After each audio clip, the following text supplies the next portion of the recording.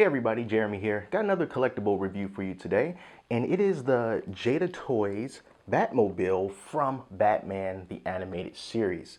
So if you grew up in the late 80s, 90s like me, you know that this Batman the Animated Series cartoon was awesome. And the designs of these characters and of this Batmobile is truly unique, and we haven't seen anything like that since.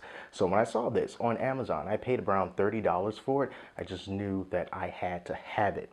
And Jada Toys makes quite a few of these, different Batmobiles from different eras of Batman, all the way back to the Adam West Batman. And they also have a Batmobile design based on the Arkham Knight video game. So if you want to have a whole collection of 1/24 scale Batmobiles that cover a whole bunch of different iterations of Batman, the Jada Toys line is definitely one that you want to look out for.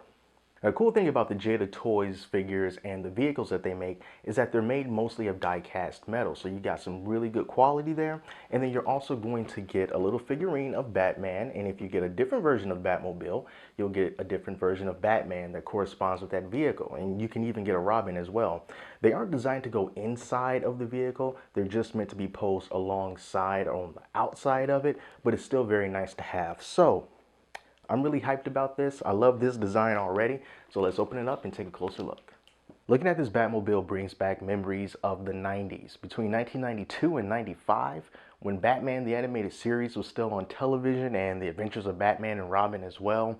And this is the awesome Batmobile that was shown. The animation, like I said in the beginning of the video, was very unique with the characters, especially the men having these really big barrel-chested torsos, but their limbs were, kind of thin and they all missed leg day. But that's just something that helped it to stand out in my mind, and I'm sure in a lot of other people's minds so many years later. So let's get a closer look at this Batman, classic, the animated series Batman with the black cape on the outside and is lined blue on the inside. And he's done up just like the rest of the Jada figures metal nanofigs that you can find on store shelves right now for really cheap, about $1, a little bit more than $1. And they also come in packs. So if you want to collect an entire wave, you can, and you can just buy the complete bundle.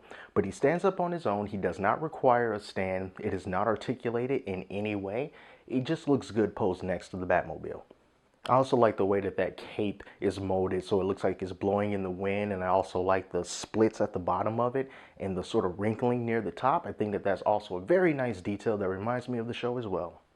This is probably one of the sleekest designs for a Batmobile ever created. It does not have a lot of bells and whistles, a lot of frills. It's really straight, it's really clean. And that's something I think that even today, if this were the modern Batmobile in a show, people would get behind it because we're all about those nice, clean, simplistic lines now. And most of this is made out of die-cast metal. Now, of course, it has its plastic parts as well, but when you feel this Batmobile, you can feel the cold metal along the outside of the body. Another cool thing about this is when you turn it around, you can take a look at the guts underneath the hood.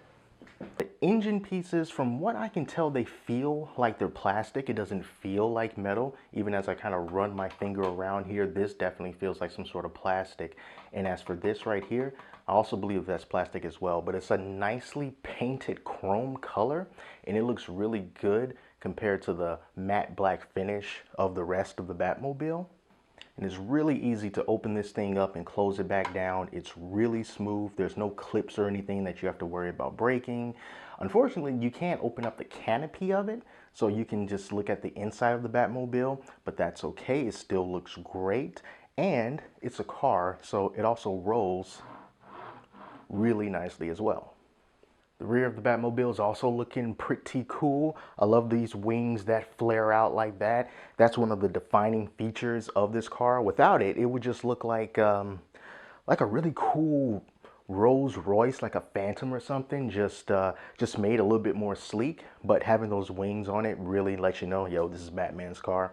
And also all the tailpipes down here at the bottom, they added a little bit of coloring on the inside of that. So, when it really takes off, you got a little bit of that supercharged, super turbo action going on. But, all in all, the design of this is just so simple, but yet it's still extremely nice. So it's not a whole lot of fine detail to go over, but it just really looks good. fans of Batman, this is a worthy addition to your collection. I love these Batmobiles. I think that they did a really good job on this one and the other Batmobiles as well. And it's really great if you can have a space that's dedicated to just showing off your collection of Batmobiles, because no matter if you are a big comic book fan, a big Batman fan, everyone knows the Batmobile. Even if you don't know every single one that's ever come out, you know a Batmobile when you see a Batmobile. There are no other vehicles in popular culture or in real life that comes close to those designs. So when you put this up on your shelf along with the other Batman, if they can just recognize one Batmobile, they will know the rest of those, they gotta be Batmobiles too. So I'm glad that these don't cost too much. Like I said, I paid around $30 for this one, and the rest are around that same price too. You're looking for around 24 to 30 bucks each on these, and I think that they are a really good value for the money, especially since they're mostly die cast. So that's all, folks. Thank you so much for watching, and until next time, I'm Jeremy, and I'll talk to you later.